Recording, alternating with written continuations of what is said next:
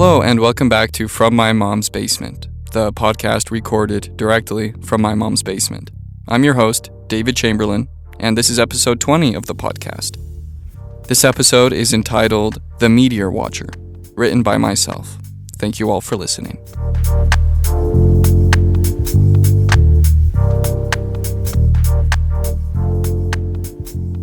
This is a story about a man who built a telescopic observatory in his backyard. This wasn't just a little observatory either. This was one of those highfalutin numbers you see perched up on mountaintops and in science documentaries, the kind that look like big domes, like igloos with dirigible-sized telescopes inside. He started drafting plans for the observatory the day she left, and it took him 8 months to finally finish the damn thing.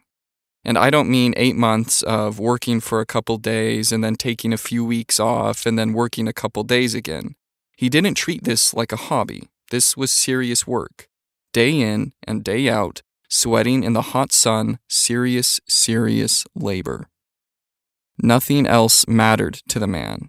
On the night she left, the man looked up to the stars, and since that night, he hadn't been able to look away. Something was wrong up there in the cosmos, he reckoned. A big, mean space rock could be sputtering its way to Earth, and he wouldn't know about it until the authorities released the info. That is, if he could even trust them to do so. There was only one way to know for sure. The man had about an acre of land in his fenceless backyard, mostly filled with underbrush and rocky soil. It wasn't a lot, but it would be enough to fit a sizable NASA-esque observatory. The area surrounding his property was unpopulated, flat farmland, the kind of place tornadoes loved. No one would be bothered by his project, and the lack of people meant that at night the stars were so plentiful they looked less like an atomized bunch of glowing particles, and more like a single glittering mist. He started construction by clearing out a big ring of foliage and digging a shallow foundation. The soil was dry and hard and filled with little spiky metamorphic rocks. It took him 2 weeks just to dig a 6-inch deep circular hole in the ground. While digging, the man unearthed a lot of weird crap, including the remains of 2 dogs and a cat. These had been the pets, he guessed, of the home's previous owners. He tossed their brownish bones into the dirt pile. There was no time to rebury long-dead animals. When finished, the diameter of the foundation was about 50 feet. Pretty good. Nothing like the big leagues, but definitely large enough to fit some kind of real-deal piece of telescopic tech. The next step was pouring the foundation. The man rented a little orange cement mixer from his local hardware store and lugged 60-pound bags of dry cement from his garage to the construction site. A 1/10 of a mile stretch that grew longer with each trip. This was where the labor really began. Never having mixed cement, the man struggled to find the proper consistency for the pour. It was like mixing pancake batter, only this batter was permanent and meant to support an important structure.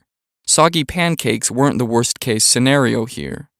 The cement couldn't be a mess of watery soup, formless and unable to solidify. It needed to have that perfect chocolate malt-like consistency. In the end, the man made just about all the mistakes possible when pouring cement. The foundation came out uneven, lumpy, and already cracking around the edges. It was a big gray disc that bulged and dipped. On rainy days, certain spots even collected some standing water, big, dirty puddles that the man had to clear out with a pail. He was unsure what kind of material the big observatories were made out of. A cursory Google search didn't really reveal their structural makeup. Was it reinforced concrete? Some kind of lightweight polymer or high-tech space-age metal? Either way, it didn't matter much. He didn't have the money needed for any of those things. Not letting himself become stumped in such an early age of the process, the man went forward with construction using basic 2x4s salvaged from a condemned church nearby. He apologized to God each time he stepped out of the church, his arms full of cannibalized lumber. There wasn't enough wood to frame a perfectly cylindrical base. Besides, the man didn't have the carpentry skills necessary to make a circular structure out of lumber. Instead, he framed the walls into a kind of ugly decagon, a circle's jagged, less elegant brother. The cement foundation creeped out beneath the wooden walls where their polygonal angles couldn't match its non-linear edge. Corrugated steel came next. Using a box of recycled nails and about 50 sheets of rippled steel taken from a junkyard, the man walled up the framing of the observatory. No insulation, no sheetrock, just brittle, half-rusted steel taken from a garbage heap. He took an angle grinder to one of the 10 sides of the observatory and etched out a 6-foot-tall rectangle in the thin metal. This was the entrance. Steel-walled and 10-sided, the construction project was really starting to look like something. It was missing a roof, sure, but it was kind of reminiscent of a military barrack or bomb shelter. It looked bad, but it definitely looked like something. This wasn't just a crumbling old outhouse or rusty storage shed. This was a serious structure.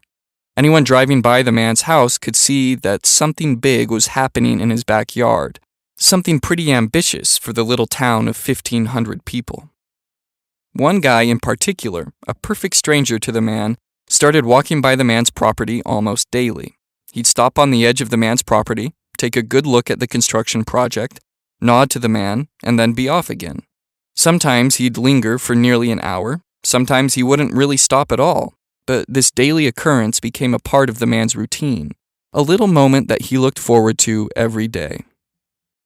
With the foundation poured and the walls framed and built, there were really only a couple things left in the construction process. A roof needed to be built, and a telescope needed to be installed, 2 tasks that seemed pretty much impossible. The man knew that any great observatory had to have a dome-like roof. It had to be a rotundous thing, round and phallic like the center of a basilica. This was a non-negotiable, crucial feature, like a weather vane on top of a barn house. Without a domed roof, you could hardly call it an observatory. The man didn't know how to proceed. He wasn't an engineer or even a craftsman. He was an accountant and had very little constructional know-how. During this period of setback, the man walked out to his roofless structure at night, lied down on the uneven cement flooring, stared up at the stars, and wondered the same terrifying thing he had since the moment she left. Is there a meteor coming? Without a powerful telescope, it would be impossible to know. A Texas-sized meteor could be rocketing through the solar system, its trajectory perfectly in line to obliterate the entire Eurasian subcontinent, and without a good telescope, the man would be totally ignorant. This thought kept him up at night, kept him up every night. Since she left, it was the only thing he could think about. The man would lie in bed and stare at the ceiling and imagine a fiery rock the size of continental Europe crashing into the ocean, boiling the water, and ending the world. It could happen at any moment. It could happen right now. Or now. Or maybe right now. Or now. Or maybe 10 seconds from now. The man couldn't trust the science community or the government to alert the people. A disaster of this magnitude would be kept hidden from the public.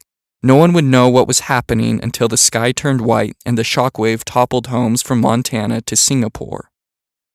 At some moments, especially when the man was idle, he thought he could hear the meteor, or even smell burnt ozone as it vaporized all the moisture in the atmosphere.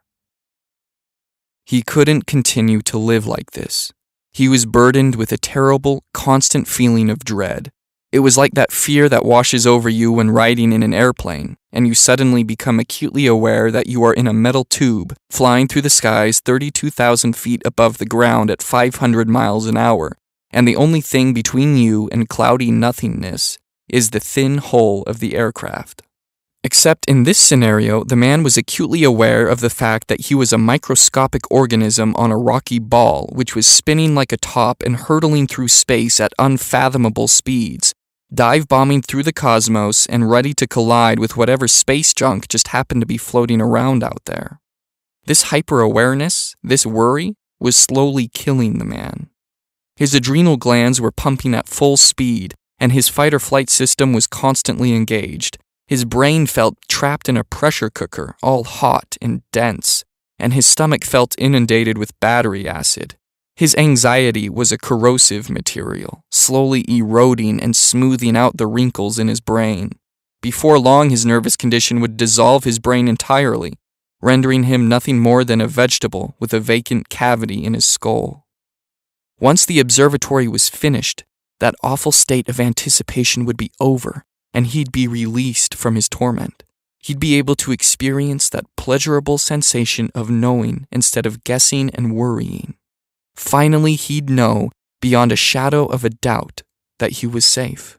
And if he wasn't safe, if there was a meteor screaming towards Earth ready to decimate the population of the world, the man would finally call her and tell her everything he needed to before they were all incinerated in an apocalyptic fireworks show. It would be appropriate to call her then. What with the doom of mankind zooming towards Earth, under those circumstances, who could blame him? It's always appropriate to tell people you love them in times of horrible calamity, no matter what kind of bad terms you're on. Even if they did leave you for someone they said was more exciting and less serious. After days of contemplating the dome problem, the man finally fell on a solution.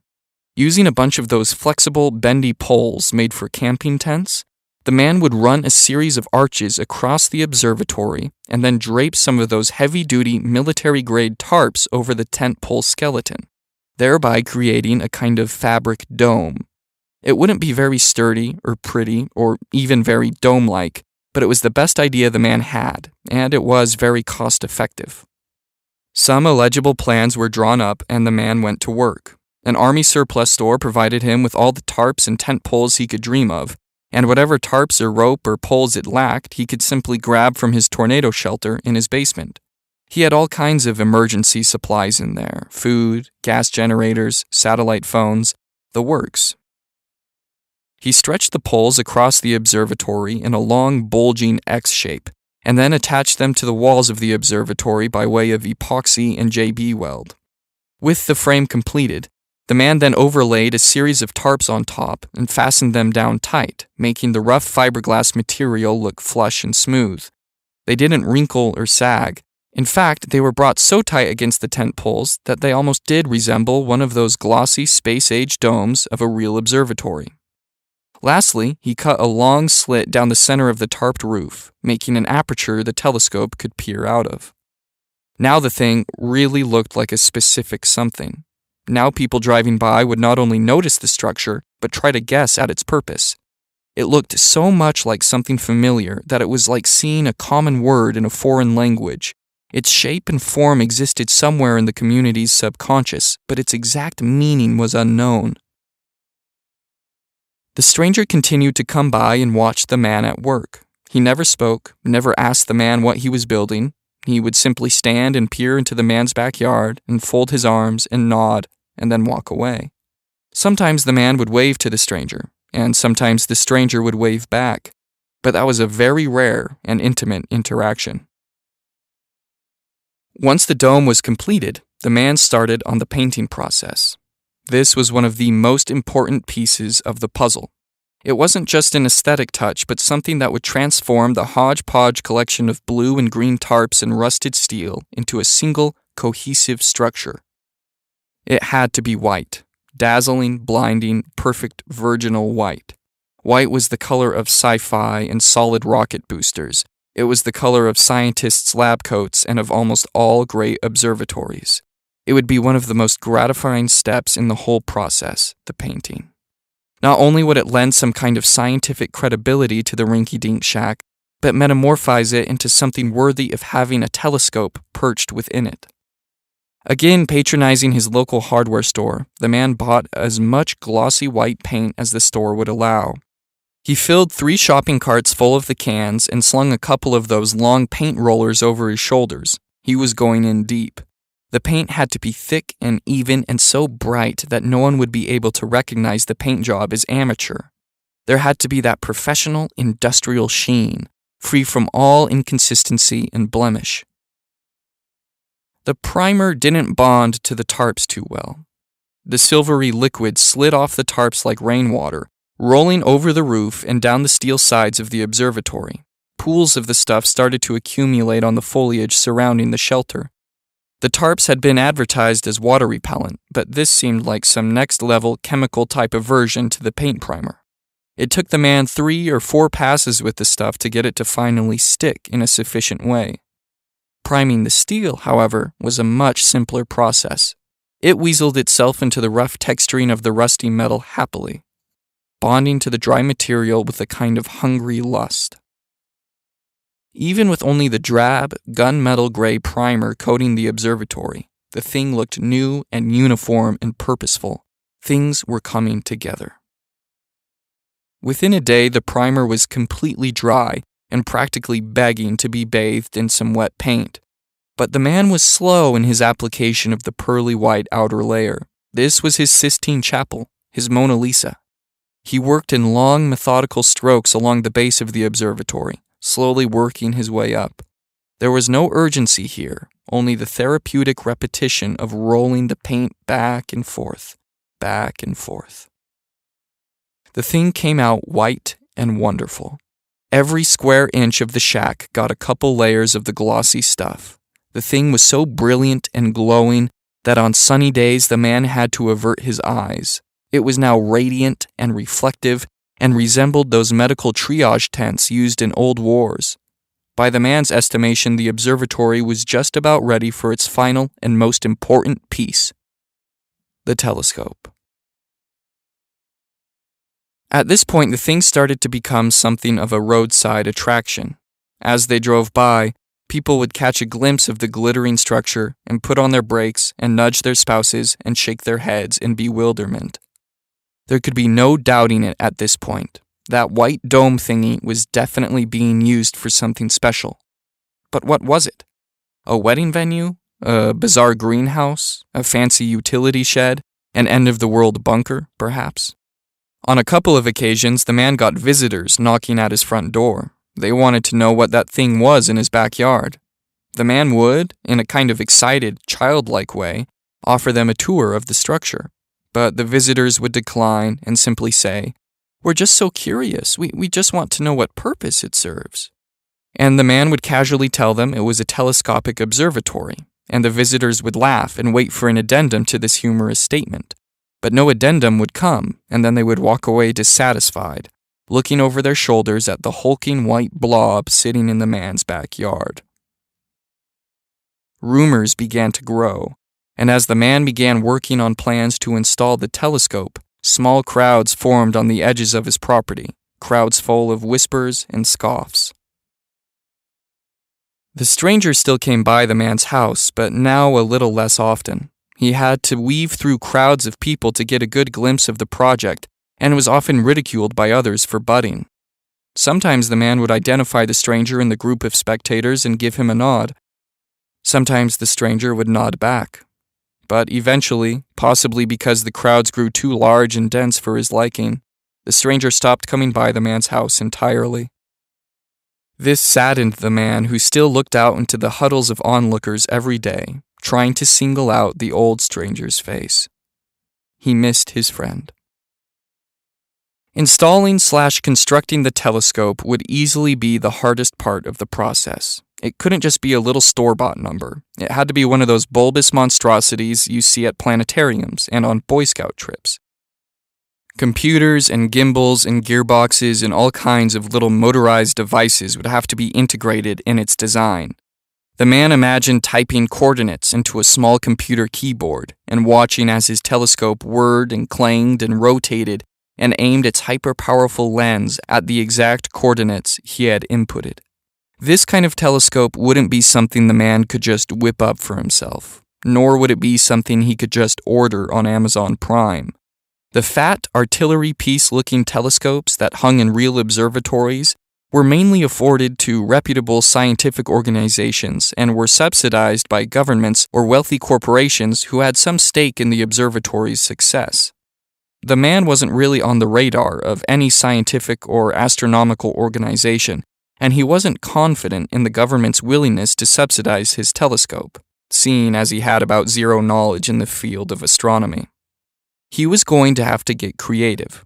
Settling on a little prosumer model telescope, something any layman could buy from a high-end hobbyist website, wasn't an option.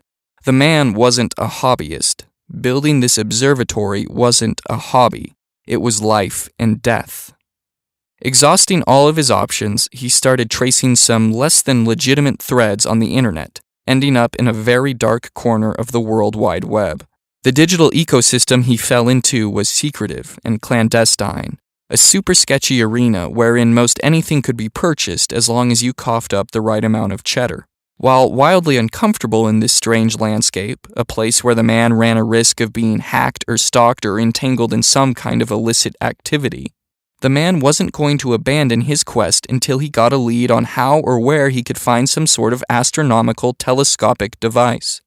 While wandering the back alleys of the internet, the man happened to bump shoulders with a representative for a very powerful Russian oligarch, someone who, amongst other things which I cannot mention here, was trying to sell an old Soviet telescope he had bought for his 6-year-old niece. The niece didn't really think the 2,000-pound telescope was all that exciting, and it was now gathering dust in one of the oligarch's many warehouses. The man initiated a correspondence with the Russian representative and acquired photos of the telescope in question. It looked just right. It was huge, about the size of an old artillery battery, and all kinds of weird hardware jutted from its body. Long metal beams and sockets and other appendages sprung out from its core and ran the length of the telescope. It was no doubt meant to be attached to some kind of high-tech array, and what's more, the telescope was operated by an old Soviet computer. The oligarch was asking for a measly $250,000 for the telescope. He'd even send over a team of technicians to install the damn thing. The price, however, was non-negotiable. Without any kind of rational thought or hesitation, the man pooled all of his savings, sold all of his more valuable assets, excluding his home, and took out a second mortgage on his house. After all of this financial finagling, the man was able to rustle up just enough cash to meet the oligarch's asking price. A week later, the telescope was deconstructed and tossed in the back of an old Russian cargo plane headed for the States.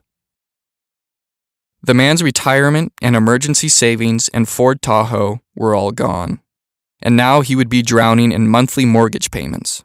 But all the financial pain in the world couldn't minimize the relief the man would feel once his telescope was operational. It was the only thing that mattered.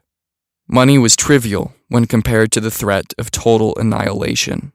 What would money mean in the face of a meteor? Nothing. Money wouldn't be able to save him or the woman. The only thing that could grant him some peace of mind would be the telescope. Waiting for the telescope to arrive was pretty rough for the man. It was the most idle he had been since she left, since he broke ground on the whole observatory project. Thoughts of the meteor and thoughts of her, the woman who left, started crawling around in his mind and built yucky little nests in his brain, burrows that would be hard to exterminate. He needed to keep busy on something, or else be overrun by those evil recursive thoughts. He decided to dress up the inside of the observatory, do a little interior design. The place was, as of then, nothing but a concrete and steel shack with a little tarped roof. It was completely empty inside. The man wanted to make it a little more homey, so he laid down some rugs in the center of the observatory and even put his wooden roll-top desk against one of the 10 sides of the shack. He brought out his generator from his tornado shelter and strung up some lights. The place actually started to look pretty cool, like some kind of makeshift dwelling you'd see in a hippie commune. He bought a cot from the army surplus store and set it up next to his roll-top. The man even started to sleep in his observatory. During the day, he entertained the curious people who were loitering around his property, answering questions and offering tours of his new creation. He rarely went back inside his actual house. Memories of the woman still haunted that place. The whole house felt irradiated, like it was contaminated with something toxic and harmful to the man's health. He only ever re-entered the house for 2 things: to get a refrigerated beverage and to go numero dos. The observatory was his home now. The telescope arrived in an unmarked semi-truck just before dawn. The screeching of its air brakes woke the man up in his cot. He walked out of his backyard and into his driveway where he found a handful of young guys unloading pieces of the telescope from the back of the semi. Some older Russian dude with a big mustache stood on the man's front lawn and barked orders at the younger guys in his native language. He sounded angry and impatient. By the time the sun was over the horizon, the man's front yard was littered with the parts of the piecemealed telescope. The man approached the old Russian. He seemed to be in charge of things. Excuse me? the man said. The old Russian turned and nodded to the man. You ordered this, yes? The old Russian asked. The man nodded. Yeah, that's right. Where do you want it? My backyard, said the man. Let me show you. The man led the old Russian to his backyard, where he pointed to his big, white circus tent of an observatory. The old Russian raised his eyebrows and shook his head.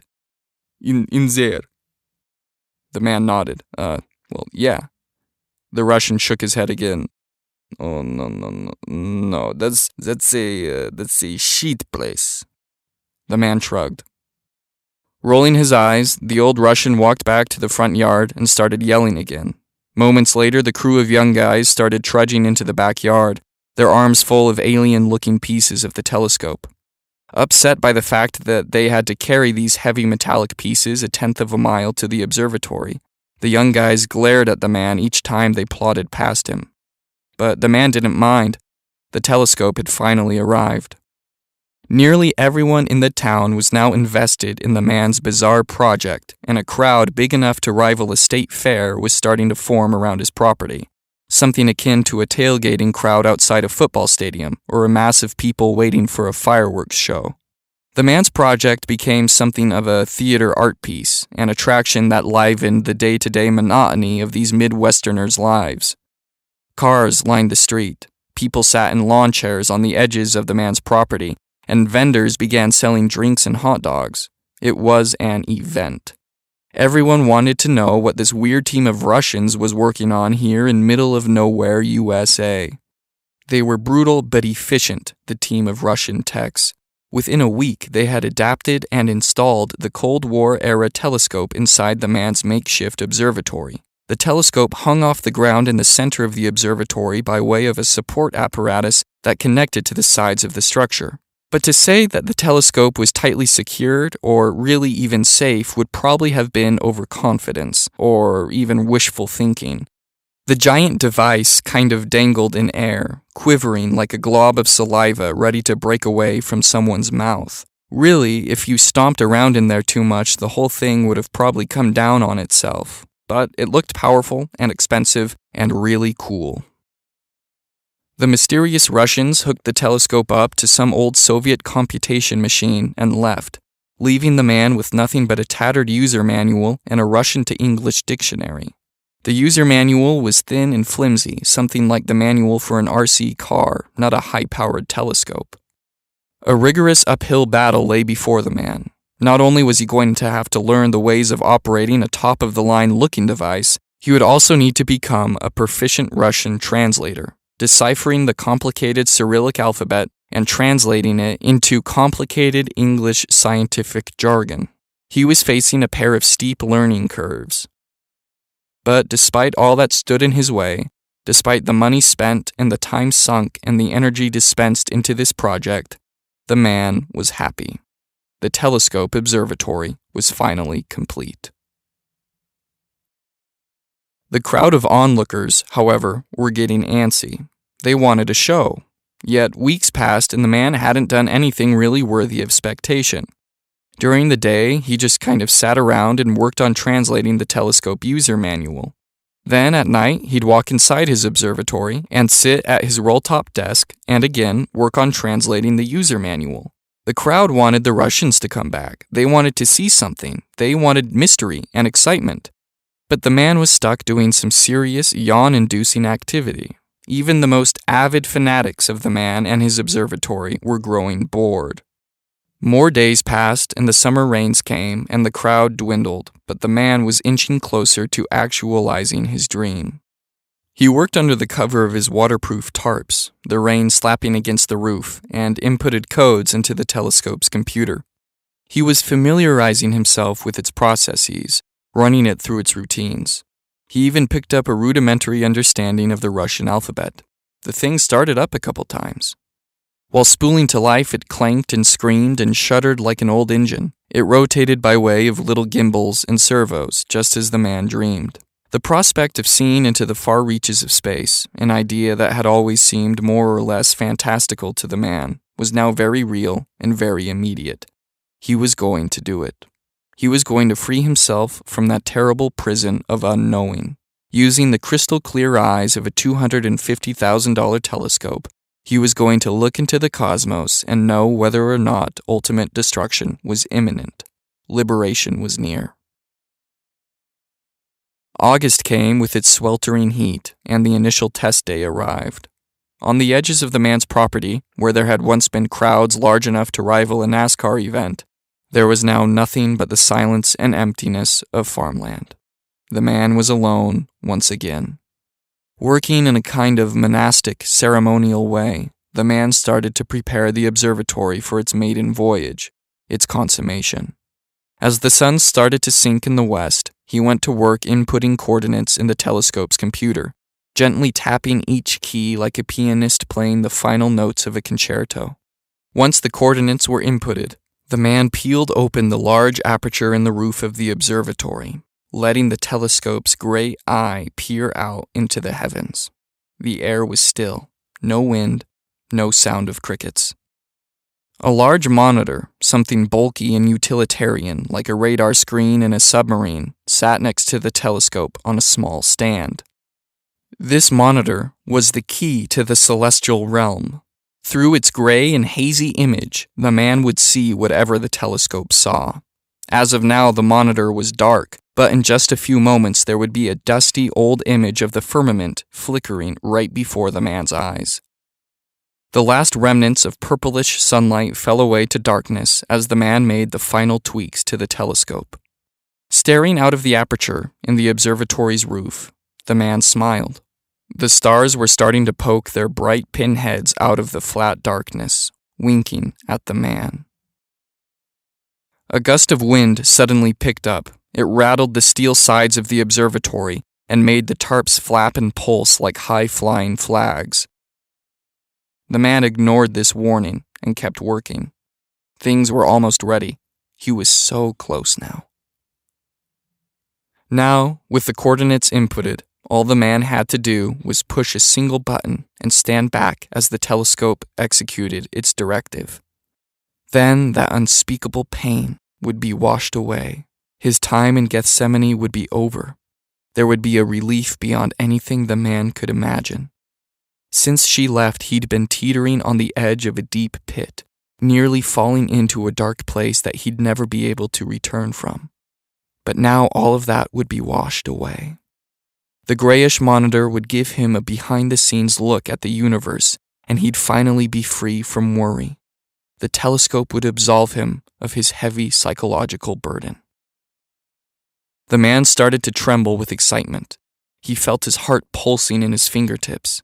He closed his eyes, took a deep breath, and reached for the ignition button. Then there came another gust of wind. It whipped up hard against the metal sides of the observatory. This gust was more aggressive than the last. The man flicked his eyes open to see tree limbs flying high above the aperture in the roof. The telescope started to shake in its precarious perch. The tarps were thumping and whacking and beginning to loosen themselves from their ties. The steel walls rattled and clanged. This was no ordinary wind. Fearing the worst, the man stepped out of his observatory and into the windy night, looking off into the dark horizon. His t-shirt was sucked tight against his body, and his hair was blown back against his scalp. Out in the distance, clearly silhouetted against the bright mist of stars, was a dark funnel cloud, moving fast and rippling with power. Dark tentacles of vapor whipped and snapped from its core, and even in the dark, the man could tell the thing was writhing and beginning to twist. A burst of lightning came from the massive clouds, illuminating the storm. It was even larger than the man had guessed. It was an angry wall of moisture crawling across the sky, moving straight towards the man and his precious observatory. The thunder shook the ground. "Oh, shit," the man said under his breath. Shit. Instead of running towards his home and hunkering down in his reinforced tornado shelter, the man turned around and ran back to his observatory.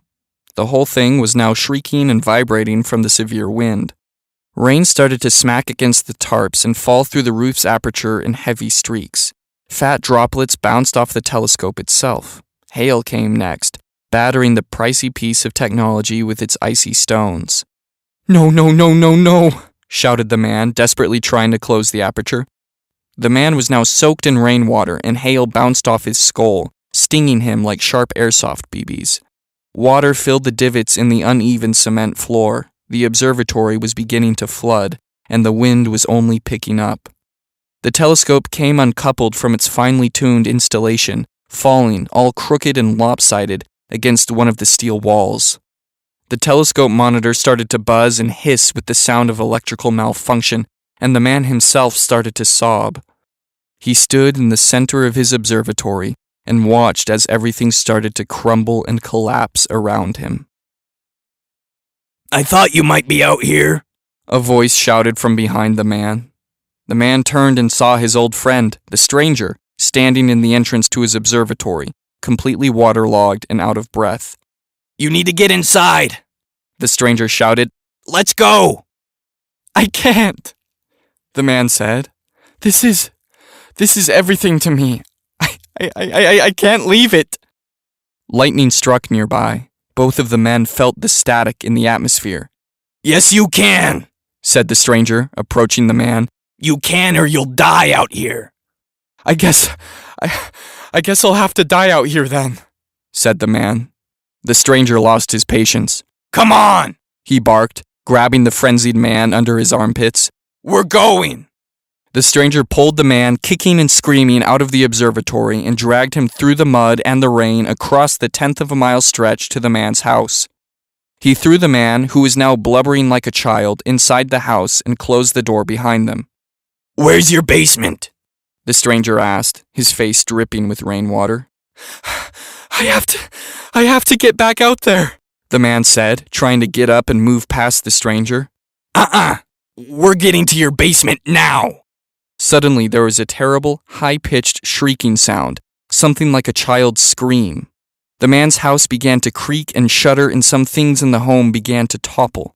The tornado was upon them. Through the front windows of the man's house, the two men could see the twister spinning in the dark, pirouetting its way through flat farmland and barreling straight towards the man's home. The men were silent.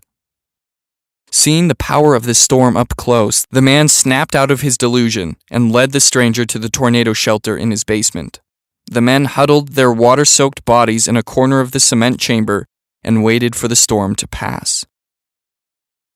For the past 8 months, the man had been preparing for the wrong calamity. A terrible disaster was right upon him, and he hadn't been ready for it. All he could think about, as his house quaked under the force of 250-mile-an-hour winds, was the woman. He needed to see if she was okay, and needed to tell her everything before he was killed by a tornado. It was always okay to tell people you love them in times of horrible calamity. The man reached into his damp pants pocket and pulled out his cell phone, which was all slippery and wet. "What are you doing?" asked the stranger. The man didn't reply, only fiddled with his phone and held it up above his head, praying that the storm hadn't knocked over all the nearby cell towers. The wind, even while in the tornado shelter, was nearly deafening. As the man searched for a cell signal, he heard the sound of his windows buckling and shattering upstairs, their tempered glass skittering across his hardwood floors. Other objects were thumping against the floor up there, heavy and hard. Even the reinforced door to the basement seemed to be bouncing on its hinges. If ever there were a time to call her, it was now. The stranger watched as the man dialed a number on his cell phone and put it up against his ear. The man was silent for a moment, his eyes wide and his hands shaking, and then he began to speak. His voice was loud and mucusy, and he was half crying and half screaming. The stranger listened as the man told whoever was on the other line that he loved them and missed them every second of every day, and that he would do anything to make them happy, and that he was so sorry and wanted to make it up to them in any way he could. Then he told them that if he were to die, he wanted to leave everything to them, including his stamp collection, which he was always so weirdly anal about. He went on and on for a few more minutes about some more specific stuff the stranger wasn't privy to. There was talk of a fight and a brutal argument, and of words he couldn't take back, and then the man apologized one more time and hung up the phone. By the time his phone conversation was over, the tornado had passed. Now there was nothing but a quiet whimpering sound where there had once been the omnipresent sound of a jumbo jet's turbine engines. The men waited for a few more minutes just to make sure the storm had passed, and then trudged up the stairs to assess the damage done. The man's house was in pretty bad shape. Almost all of the windows had been shattered, and rainwater saturated every square inch of the place. Picture frames and knickknacks and other smaller items were nearly all obliterated, but the structure of the house itself was still intact. The observatory, however, was completely gone. The man meandered out to where the observatory had once been, plodding through the muddy 1/10 of a mile stretch, and found nothing but an ugly gray disk of cement. Nothing else remained. The corrugated steel was all gone. The domed roof was gone, the roll-top desk was missing, the decagonal framing was absent, and the telescope itself was nowhere to be seen. The man's lovely creation had totally vanished, evaporated, poofed into thin air. The whole thing had been spirited away into the atmosphere. Not a single fragment or splinter of it remained. The man walked the circumference of the cement foundation, his feet splashing in mud and weeds, looking for any remaining evidence of his construction project. He stepped up onto the uneven cement and wandered to the center of the disk. Cocking his head up to the night sky, the man saw that it was impossibly clear now, the kind of perfect clarity that only comes after a good storm. The stars were arrayed in their glittering patterns, and the man realized he was no longer worried. He was no longer worried. The thought of an incoming meteor no longer paralyzed him with dread. He was excised of whatever compulsion made him live in fear of that bizarre threat. He felt younger, healthier, lighter. He had been able to say what he needed to say. The man smiled and put his hands in his pockets and started back towards his house. I'm sorry about your observatory, the stranger called out to him from the back porch. Don't be, the man said. It's all okay now. It'll all be okay.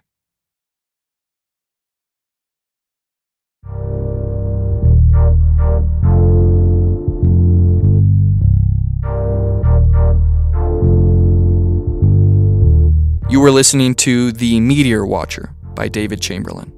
This episode was written, produced, edited, and narrated by myself, with the music being by Kevin MacLeod.